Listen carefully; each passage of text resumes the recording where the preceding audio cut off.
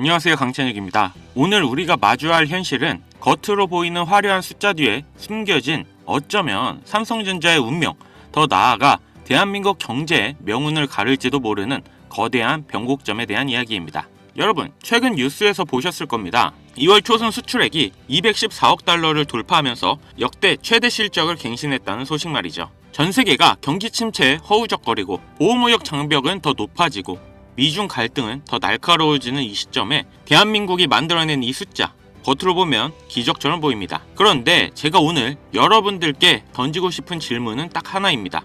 이 숫자 진짜로 우리 지갑을 따뜻하게 해줄 신호일까요? 아니면 폭풍 전 마지막 불빛일까요? 우리는 흔히 이렇게 믿습니다. 수출이 잘 되면 나라 경제도 살고 내 삶도 나아진다. 논리적으로는 맞죠. 반도체 수출이 폭등하고 자동차와 선박이 바다를 누비면 한국 경제는 살아나는 게 정상입니다.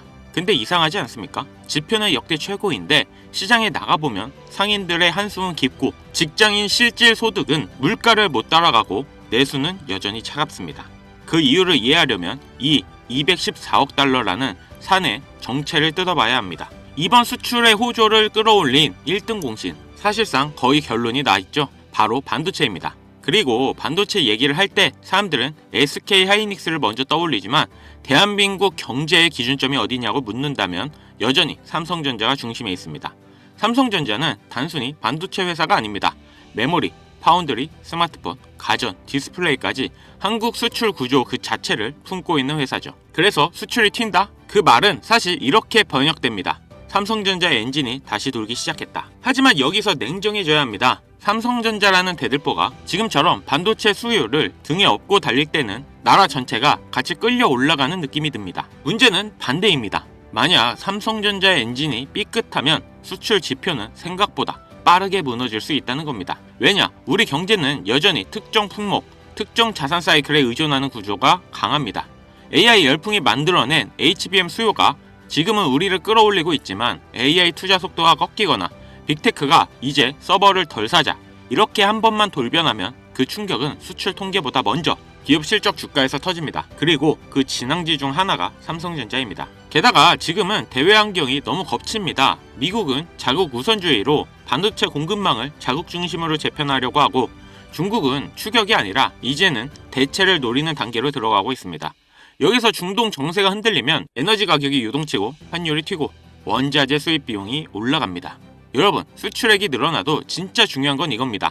남는 장사냐? 덩치만 키운 장사냐? 삼성전자도 마찬가지입니다. 매출이 커져도 원가가 같이 오르면 이익은 깎입니다.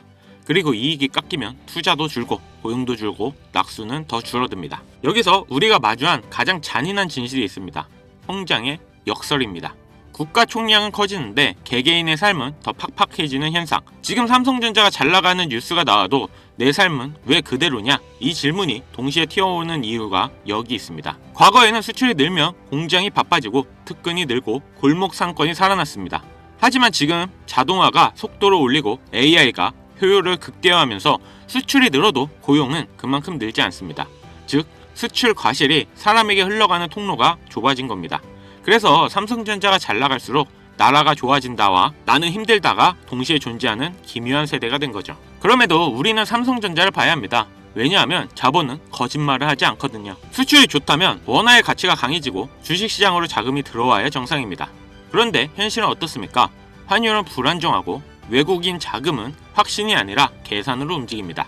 이 말은 무슨 뜻이냐? 시장은 지금 수출 숫자를 구조적 회복이라고 보다 특정 산업 호황으로 보고 있을 가능성이 큽니다. 그리고 그 특정 산업 중심에 삼성전자가 있습니다. 그래서 이제 질문을 바꿔야 합니다. 수출이 늘었다가 아니라 삼성전자가 이 호황은 지속 가능한 체력으로 바꾸고 있느냐입니다. 삼성전자의 체력이란 뭘까요? HBM 같은 고부가 메모리에서 신뢰를 회복하느냐, 파운드리에서 수율과 고객을 확보하느냐, 스마트폰, 가전과 같은 사업에서 환율과 소비 둔화를 버티느냐, 이 세 가지가 동시에 돌아가야 삼성전자는 반짝이 아니라 구조적으로 강해집니다.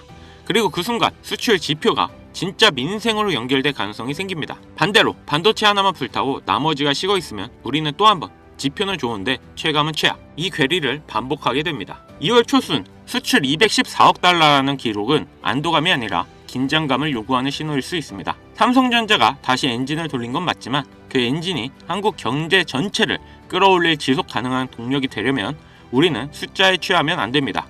지금처럼 지표가 좋을 때가 오히려 구조를 점검하고 내실을 다지고 다음 충격을 대비할 마지막 기회일 수 있습니다. 여러분, 진짜 경제는 뉴스 속 숫자가 아니라 여러분들이 매일 마주하는 시장 가판대 위와 고지서 갈피 속에 있습니다. 삼성전자는 그 숫자의 중심에 서 있고 삼성전자의 방향은 결국 우리 경제의 방향과 맞닿아 있습니다. 지금부터 말씀드릴 내용은 그 어떤 때보다 중요합니다. 바로 AI 반도체가 만들어낼 다음 버블의 중심, 그리고 그 중심에 서 있는 국내 대표 기업 삼성전자의 흐름을 말씀드리겠습니다. 지금 세상은 AI라는 단어에 열광하고 있는데요. 챗 GTP가 등장한 지 2년, 미국 시장에서는 엔비디아가 1년 반 만에 700% 상승했죠. 하지만 여러분, 이건 시작에 불과합니다. 이제 무대는 해외가 아니라 국내 증시 코스피이죠. 최근 공개된 삼성전자의 차세대 HBM 개발 로드맵, 그리고 AI 서버용 메모리 생산 확대 계획. 사실 반도체 신제품 발표는 이전에도 많았습니다. 그런데 왜 이번 흐름이 중요하냐? 삼성전자 반도체 부문은 공식적으로 이렇게 말했습니다. AI 시대의 핵심은 연산이 아니라 데이터 처리 속도다. 즉, AI가 발전할수록 가장 많이 팔리는 건 GPU가 아니라 메모리라는 건데요. AI가 아무리 똑똑해도 데이터를 실시간으로 처리할 메모리가 없으면 속도는 멈춰버립니다. 이건 단순한 부품 이야기가 아닌데요. AI는 이제 텍스트로만 배우는 시대를 넘어서 영상, 자율주행, 로봇, 스마트 팩토리까지 물리적 세상으로 확장되고 있습니다. 그리고 그 모든 사업의 공통점은 엄청난 데이터 처리량이죠. 삼성전자는 단순한 스마트폰 회사가 아닙니다.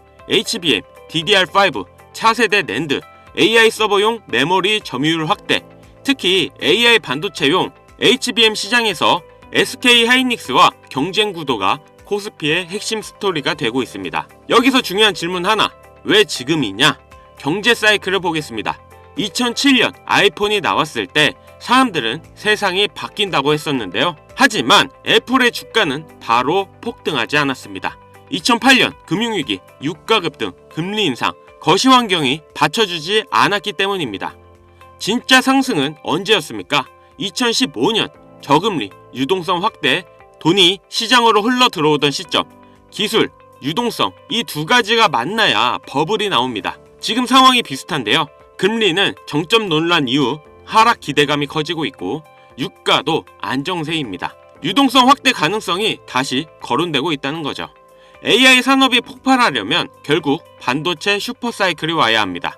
그리고 그 중심에 있는 기업, 바로 삼성전자입니다. AI 사업의 본질은 간단합니다. AI는 데이터를 먹습니다. 데이터는 서버에서 돌아갑니다. 서버는 메모리를 씁니다. 결국 돈은 반도체 기업으로 모입니다. 미국에는 마이크로소프트, 구글, 아마존이 있고 한국에는 삼성전자와 SK 하이닉스가 있습니다. 엔비디아가 두뇌라면 삼성전자는 피와 같은 존재인데요. AI 서버 한 대가 늘어날 때마다 반드시 필요한 기업. 자, 여기서 투자자들이 가장 많이 하는 착각. 삼성전자는 이미 많이 오른 거 아니냐? 아닙니다. 지금까지는 메모리 업황 회복 기대감이었습니다. 앞으로는 AI 서버 증설, HBM 수요 폭증, 실질적 레벨 자체가 달라질 가능성, 이게 2차 사이클입니다. 노동력 부족, 자동화 확대, 스마트 팩토리 전환, 모든 산업이 데이터 중심으로 바뀌고 있습니다. 그리고 그 밑단에는 항상 메모리가 깔려 있습니다. AI 로봇이든 자율주행이든 결국 반도체 없이는 움직일 수 없습니다. AI 시대의 필수제, 그건 GPU만이 아닙니다. 메모리입니다. 지금 이 시장은 2008년 아이폰 이전 스마트폰 시장과 비슷한데요. 다들 AI 대단하다. 하지만 정작 국내 핵심 인프라 기업의 장기 가치를 과소평가하고 있습니다. 여러분이 지금 보는 삼성전자는 단순 가전회사가 아닙니다. AI 시대의 인프라 기업입니다. 그럼 질문하실 겁니다. 그래서 삼성전자만 보면 되냐? 아닙니다. 진짜 수익은 메인 인프라 그리고 숨은 수혜주에서 나옵니다. 이미 대형주는 많이 알려져 있습니다. 그래서 길게 보면 우상향은 하지만 단기 조정은 피할 수 없습니다. 하지만 AI 반도체 생태계에서 소부장, 패키징, 테스트, 장비 분야에서 조용히 기술력을 쌓고 있는 국내 기업들이 있습니다. 그래서 진짜 고수들은 삼성전자 주가보다 먼저 이 회사들 차트를 봅니다. 이미 일부 종목은 조용히 바닥을 다지고 있고 거래량이 서서히 들어오기 시작했습니다. 개미들은 대기업에 눈길이 몰려 있어 아직 사람들 관심은 없습니다. 그래서 지금이 기회인 겁니다.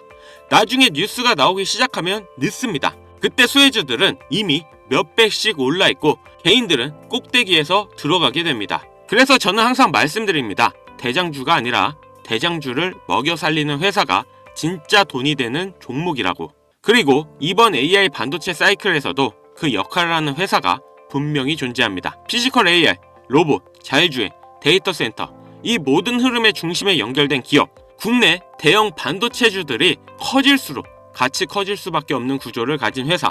지금 이 시점에 남들보다 한 발 먼저 이 흐름에 올라타야 하는 이유입니다. 자, 그래서 지금쯤 이런 생각 하실 겁니다.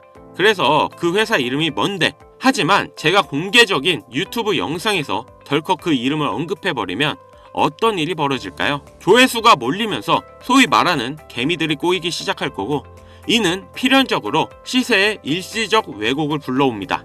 그렇게 되면 귀신 같은 기관들이나 세력들이 낌새를 채고 가격을 흔들어 버릴 가능성이 있습니다. 오히려 우리가 진입하기도 전에 차트가 망가질 위험이 있다는 뜻입니다.